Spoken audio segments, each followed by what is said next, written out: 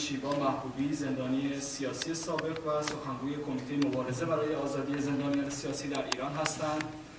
ایشون همچنین برنامه‌ساز و مجری برنامه تلویزیونی زندانیان سیاسی هستند که در مورد زندانیان سیاسی محروم از دارو و درمان سخنان خودشون رو برای ما یاد می‌کنند. تشکر. منم سلام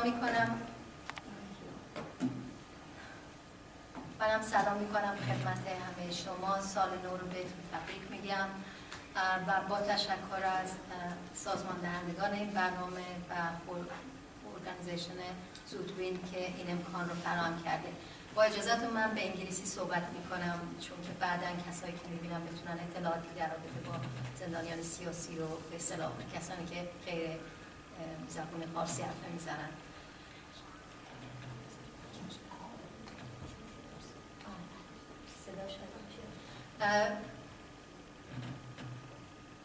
Thank you so much for having me here, and thanks to basically the organizer of this event and for Sudwind, if I'm saying it right, for providing, I would say, the opportunity for political prisoners, because I believe by being here, I'm the voice of the political prisoners. Each of us basically sitting here with the voice of thousands of political prisoners who cannot have the opportunity to be here.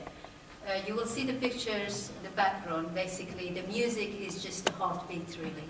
And that's referred to the campaign called Don't Let Their Heartbeat Stop. And these are just a few examples of political prisoners who are deprived of medication. And so basically, you can see the faces and names and some of their illnesses. I don't really need to, all the speakers talked about different human rights abuse, and I don't need to talk about the countless list of human rights abuse in Iran and the crime which was committed by the regime against people in Iran. I think the human rights abuse by the Islamic regime is a well-known fact and has been acknowledged by UN and many other organizations. Nowadays, many people around the world basically know that, including yourself sitting here or later on watching this video, they know that what's going on in Iran, and they know that what unbearable situation the regime has imposed on people in Iran.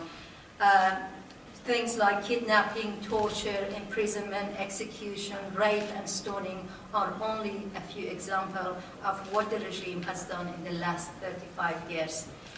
Since Hassan Rouhani came basically to the power, which is only really 8 months ago, more than 600 prisoners were executed. And the UN Secretary General Ban Ki-moon has recently criticized Hassan Rouhani for failing to improve human rights in Iran. But the point is, we at CFPPI, when I say CFPPI, is the organization that I am representing, Campaign to Free Political Prisoners in Iran. I'll refer to it to CFPPI to keep it short. But the point is, we at CFPPI, and I believe many activists, they have constantly, we've been writing to the international community, to UN, including Ban Ki-moon and the European Union, and basically warning them about the human rights abuse in Iran, and that Rouhani is part of the establishment. Rouhani is part of the problem and cannot bring the solution, basically. And he will not make any changes in human rights. We have said it so many times. And will continue the regime's policy of arresting, torturing, and executing dissidents, and he has been doing since coming to the power. We have been urging the international community to take an action, but each time we were told to wait for Rouhani. He will do something. And unfortunately, this waiting cost too many lives, at least 600 people. Execution is only one aspect of the crime committed by the regime, and there are many other aspects. Some of the speakers mentioned the deprivation of political prisoners from medication, and I guess that's the focus of my speech today, because I believe even in Ahmad Shahid's reports, none of them, it hasn't been reflected as much. And it was just mentioned, but not as something that's going on systematically. Hundreds, at the moment, without exaggeration, hundreds of political prisoners subjected to a torture, what we call it silence execution, which is by being deprived of medication. So they let you die and they don't have to execute you. The condition of prisoners are really shocking, but unfortunately not so many people know about it. It was August 2012 when one of the prisoners from Rajai Shah called me, which we are usually in contact with prison, and he told me that his cellmate, Afshin Osanlu, once asked the CFPPI to publish his letter and send it to the international community.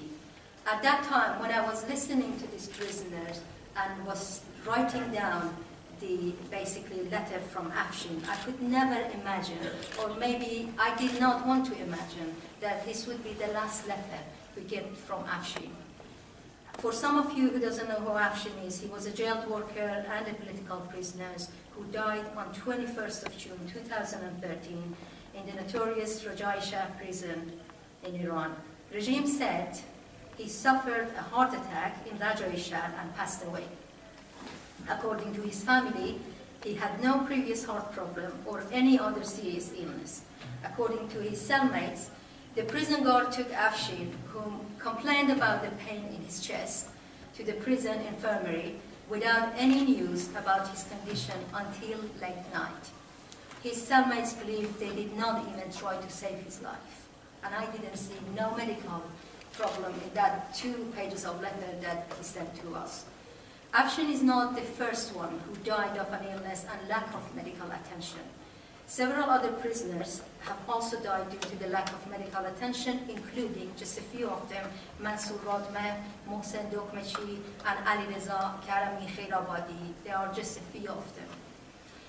In fact, if you notice, the regime in Iran has devised a new method of executing political prisoners, and that is by silently killing them away from the watchful eyes of the human rights organization. This is because every time, if you notice, if you follow the news, every time the regime has executed political prisoners, they face the international outcry. So they don't want to do that anymore, basically.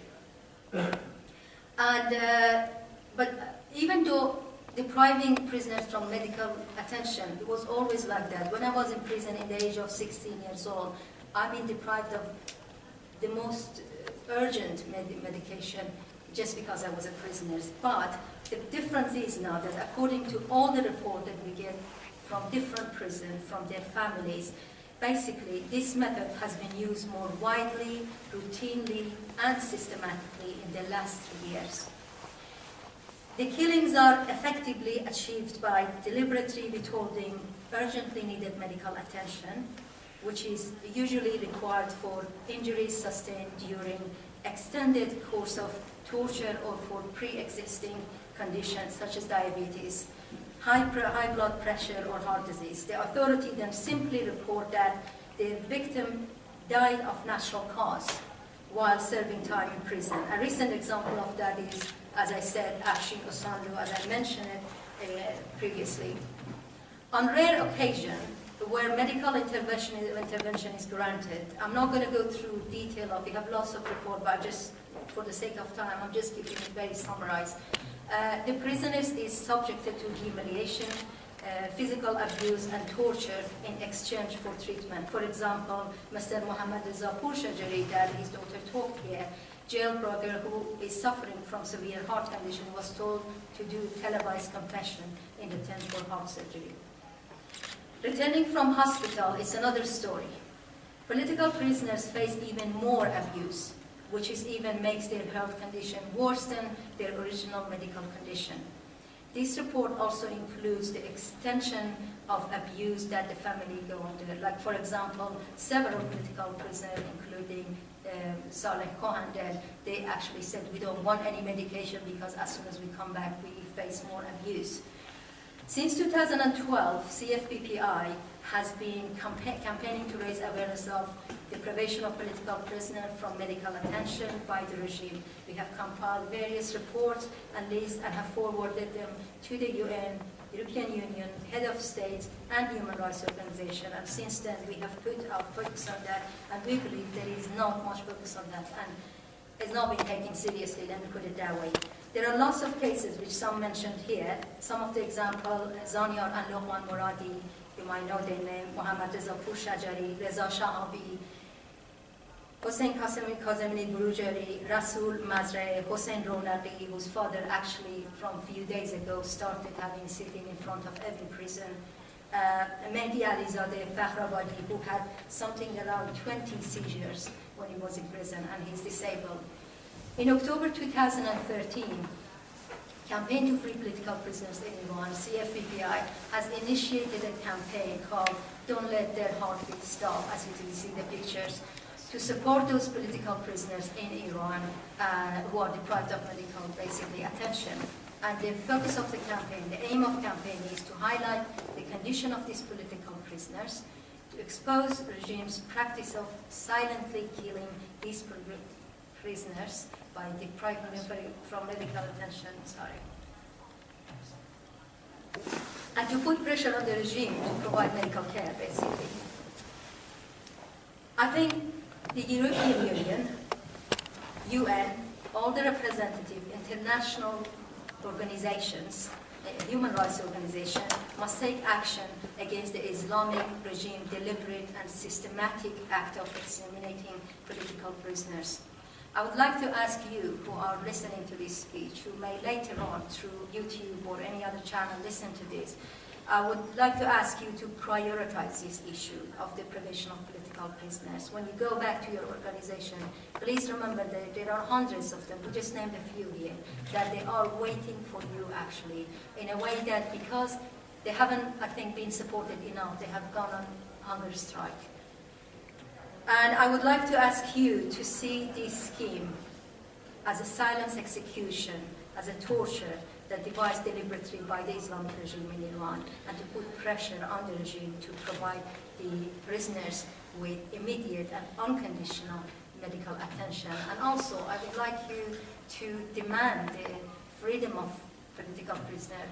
I'm talking about their medical situation, that none of them should be in prison at all.